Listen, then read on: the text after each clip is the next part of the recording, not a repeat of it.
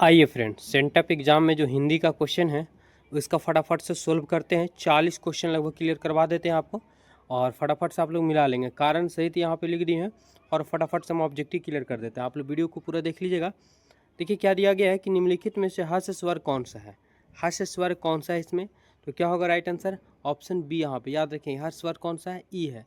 आखिर क्यों होता है तो हम यहाँ पे भी लिख चुके हैं। हर स्वर जिनके उच्चारण में सबसे कम समय लगता है ना, इनकी संख्या 4 होती है। कौन कौन होता है, आ ई उ तथा री। याद रखेंगे ऑप्शन बी यहाँ पे सही जवाब हो जाएंगे। अगला सवाल है था वर्ण का उच्चारण स्थान क्या था। अब बोलेंगे तो कहाँ से बोला जाता है, दंत से। इसका उच्चारण स्थान द होता है, ऑप्शन सी हो जाएंगे। याद करते चलिए फटाफट से, एग्जाम में तहलका मचा के आइए।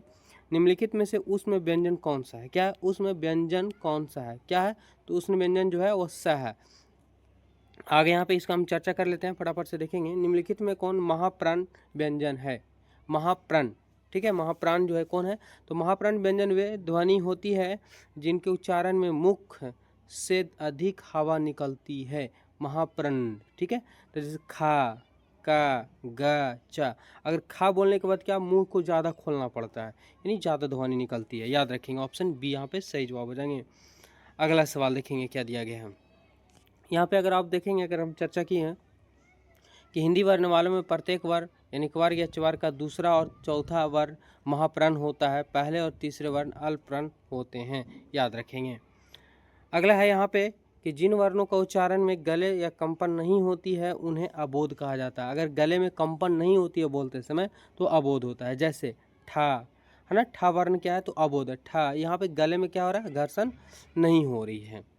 आगे चलते हैं, अगला देखेंगे क्या दिया गया है कि जब एक ही ध्वनि का द्वितीय हो जाए तब वह क्या कहलाती है, क्या कहलाता है। जब एक ही ध्वनि का द्वितीय है ना द्वितीय हो जाए तो यह कहलाता है युग्मक कहलाता है। याद रखेंगे युग्मक कहलाता है, यानी जोड़ा हो जाता है। द्वेष शब्द का द्वेष शब्द का संधि विच्छेद, तो द्वेष का क्या होता है संधि विच्छेद, तो देव प्लस ईस होंगे। देखिए यहाँ पे बड़ा कन्फ्यूजन होंगे, लेकिन ऑप्शन डी वहाँ पे। अब ये दीर्घ संधि होगा, क्यों, ठीक है, क्यों, क्योंकि आ प्लस ई मिल करके ए बन जाते हैं तो देव प्लस ई देवेश हो जाते हैं और ये दीर्घ संधि होते हैं। चलिए फटाफट से क्लियर कर लेते हैं। अगला सा वर्ण का उच्चारण स्थान क्या है, सा।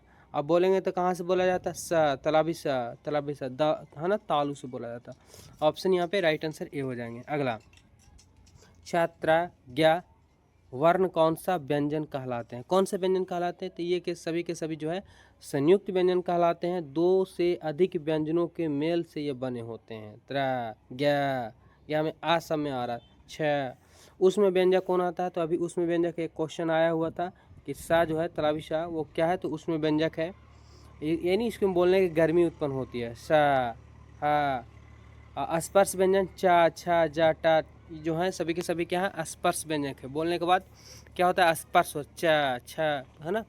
अंतस्वर व्यंजन कौन कौन होता है, या, रा, ला, व। याद रखेंगे, बहुत ही इंपॉर्टेंट है। फटाफट से भी हम क्लियर कर देते हैं। देखेंगे क्या दिया हुआ, सूर्योदय शब्द का संधि विच्छेद, सूर्य प्लस उदय, ये तो आप लोग जानते होंगे, ऑप्शन यहाँ पे सी राइट आंसर हो जाएंगे। अगला हिंदी वर्णमाला में मूल व्यंजन वर्णों की संख्या कितनी होती है, कितना होती है, याद रखेंगे मूल वर्णमाला में व्यंजन वर्णों की संख्या जो होती है वो 43 होती है, 33 होती है, 33। अगला सवाल है कि निम्नलिखित में शुद्ध शब्द कौन सा है, उज्ज्वल, तो उज्ज्वल नहीं है, क्या होगा कि उ आधा जा फिर जवल होता है। कार्यक्रम, तो कार्यक्रम क्या सही है।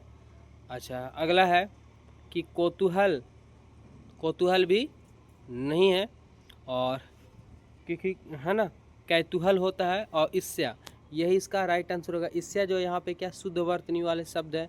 कार्यक्रम में देखिए माँ पेरा लगा, यहाँ पे नहीं लगा हुआ है, यहाँ पे हलंतकार दीर्घकार आप देख रहे होंगे। तो राइट आंसर की बात करें ऑप्शन डी हो जाएंगे। सभी के सभी आपको दे दिया गया है। एग्जाम में ऐसे ही क्वेश्चन आपको बोर्ड एग्जाम में भी देखने को मिलेंगे। तो हमारे चैनल से जुड़ जाइए, लगातार यहाँ पर मैथ हो, साइंस हो, सोशल साइंस हो, सभी को ऑब्जेक्टिव क्लियर करवा रहे हैं। आप लोग जुड़ जाइए, कल भी आपको मैथ का क्लास क्वेश्चन देखने को मिलेगा। निम्नलिखित में उद्धरण चिन्ह कौन है, क्या योजक चिन्ह है। यहाँ पे देखिए उद्धरण चिन्ह लिखा गया, उद्धरण चिन्ह कौन सा होगा, तो योजक चिन्ह। ये माइनस को क्या बोला जाता है, योजक चिन्ह। डैक्स को क्या बोला जाता है, अल्प विराम बोला जाता है। ऊपर वाले डबल डैक्स को क्या बोला जाता है, तो ये यही उद्धरक चिन्ह होते हैं। और क्वेश्चन मार्क को प्रश्न चिन्ह या क्वेश्चन मार्क भी कहा जाता है। सबको पता कर लीजिएगा, एग्जाम में देखने को मिलेंगे, फाइनल एग्जाम में भी। आगे बढ़ते हैं। दिवाली शब्द कौन सा संज्ञा? दिवाली, दिवाली शब्द कौन संज्ञा है? तो दिवाली एक प्रकार क्या है? व्यक्तिवाचक संज्ञा है, क्योंकि इसके है ना दिवाली क्या है? व्यक्तिवाचक है। 15 नंबर सवाल, निम्नलिखित में से भाववाचक संज्ञा का उदाहरण है। भाववाचक संज्ञा का उदाहरण क्या है? तो ये भावनाएं से जुड़ा हुआ ये है क्या? घबराहट, है ना, घबराहट, बेचैनी, ये सब क्या भावनात्मक है। आगे बढ़ते हैं। विभाग शब्द का ही लूँ, विभाग का स्त्रीलिंग रूप क्या होगा? ठीक है, विभाग, ये हो जाएगा विभाग कौन सा लिंग है? सॉरी, तो विभाग जो है ये पुल्लिंग शब्द है। क्या? पुल्लिंग शब्द है, ऑप्शन ए हो जाएंगे। जेठ शब्द का लूँ, जेठ का जेठानी होता है, ये क्वेश्चन आपको कई बार पूछा भी गया है। अगला है हमारे पास कि हरि मोहन को मारता है, हरि मोहन को मारता है, यह किस कारक का उदाहरण है? ठीक है, हरि मोहन को मारता है, तो ये है कर्म कारक है। ठीक है, हरि मोहन को मारता है, यहाँ पे क्या आ रहा है? को आ रहा है, यानी कोई किसी को जब मारता है तो यहाँ पे देखिए जिस संज्ञा सर्वनाम पर क्रिया का प्रभाव पड़ता है, यानी है ना, उसे कर्म कारक कहते हैं। जैसे क्या कर रहा है? तो हरि मोहन को मार रहा है, यानी इस पर प्रभाव पड़ रहा है सीधा सीधा, इसलिए कर्म कारक। आप भला तो जग भला किस सर्वनाम का उदाहरण है? तो देखिए आप भला तो जग भला, ये है ना, ये निजवाचक के अंतर्गत आता है। आप भला तो जग भला। अगला, 30 दिन किस विशेषण का उदाहरण है? तो यहाँ पे 30 यानी ये संख्या आ रहा है, इसलिए क्या हो जाएगा? तो संख्यावाचक हो जाएंगे, ऑप्शन सी हो जाएगा राइट आंसर। अगला सवाल 21 नंबर में कि जिस शब्द से किसी काम का करना या होना समझा जाए उसे क्या कहते हैं? तो उसे क्रिया कहा जाता है। जिस काम से किसी को करना या होना तो उसे क्रिया कहा जाता है, जिसको इंग्लिश में वर्ब बोलते हैं। 22 नंबर सवाल क्या दिया गया है देखेंगे, सभी इंपॉर्टेंट है। वह राम को लजवाता है, यह क्रिया किसका उदाहरण है? तो ये है, ये जो है औपरणार्थक क्रिया होते यहाँ पे लिख दिए हैं कि यह कर्ता स्वयं नहीं लजा रहा है, बल्कि राम को लजवाने का काम किसी के द्वारा करवाया जा रहा है। वह क्रिया जिसमें कर्ता स्वयं कार्य न करके किसी और के दूसरे को कार्य करने के लिए प्रेरित करता है,